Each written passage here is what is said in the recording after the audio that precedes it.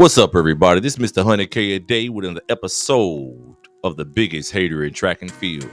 And today we're going to be talking about why indoor track and field sucks and why it has become a haven, a breeding ground for people with poor genetics.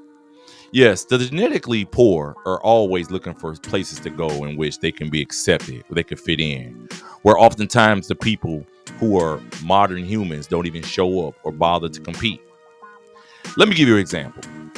Track and field, indoor track and field, that is, has been around for decades. But most of the time, the most talented athletes do not even bother participating in indoor track and field.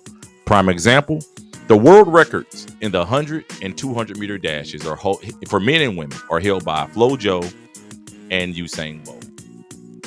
Now, a lot of people give a lot of credit to people who run fast in indoor race. We just saw the Neanderthal from Australia this past weekend run his little time in the 60 at an outdoor 60 meter dash, 6:43, which meant nothing. We've seen a lot of Neanderthals come along and run fast indoors and do things indoors. As a matter of fact, Arina Pravalova from Russia, over 30 years ago, ran the indoor 60 meter world record for the women, still standing. But guess what? Was Arina Pravalova ever a gold medalist in any outdoor event? Ever? Has she ever won any type of gold medal, even though she was a 60-meter world record holder? What about Usain Bolt, Flojo? These are the world record holders in the 100 and 200 meter dashes.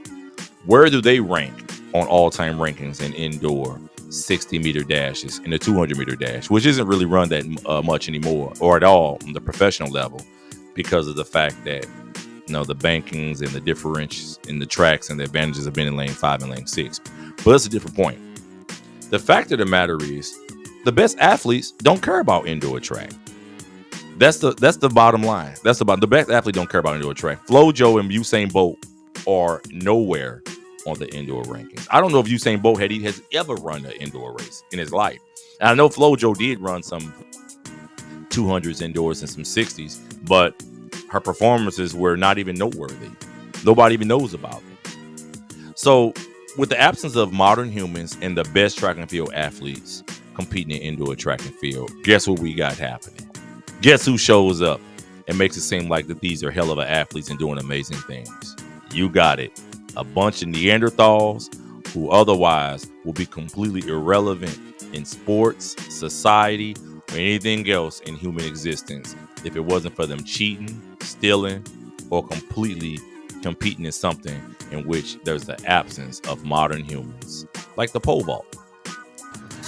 So what USATF and World Athletics needs to do is organize indoor track and field so that you cannot compete at outdoor national championships or even be eligible to compete in world championships or Olympics if you do not compete indoors.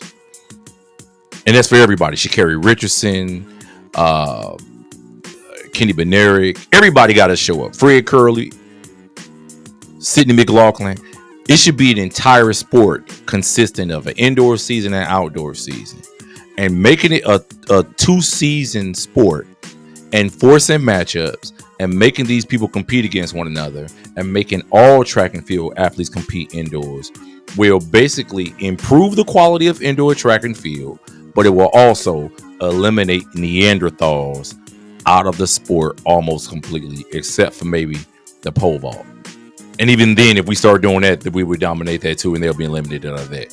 But that will put an end to all of this nonsense where they show up and do these silly things indoors and break records like 1,000-meter records like Jessica Lull has from last year, running the 2,000 or something meter dash. Things like that. The Australian chick. Trash. Complete trash. That's just food for thought. So, yeah, that's how it can work. The federations and World Athletics forcing governing bodies, forcing USATF to make their athletes compete indoors and making that a prerequisite for competing outdoors in world championships, Olympics, Commonwealth Games, all the major things in order to represent your country. The only thing that can give you a pass out of indoor is injury. It has to be a legitimate injury that really affects performance, affects your health, or affects your training. That's the only way. That's the only way the sport is going to get out of this slump where we allow dumpster juice and prehistoric athletes to go and dominate indoors, break records, and get all this stupid shine, and then go outdoors and completely fall off the map. And the real athletes don't even compete indoors. That's how we make track. We can extend the track season 3-4 months like that. When Fred Curley, Noah Lyles, Christian Coleman, and Marcel Jacobs, everybody's running indoors, running 60. Sha'Carri Richardson, we seen Sha'Carri Richardson, Elaine Thompson, Sharika Jackson. What's the young girl's name? Shelly Ann Fraser Price. I'm sorry, guys. Shelly Ann Fraser Price. Everybody making these indoor matchups. 300-meter dash against, we got Femke Bol running against Sydney McLaughlin, Gabby Thomas, Paulino. All these girls running a 300, 400. That would be great. That would be great. And guess what? All of those stupid records we seen on the books, a lot of the records we seen on the books will be gone. A lot of them. All this stupid stuff that happens indoors where these Neanderthals come and run these times and give all these crazy performances and everybody act like they're the best thing since sliced bread would be gone. That would change track and field. That would change indoor track and field. And it will completely eliminate the Neanderthal out of the sport, especially indoor track and field.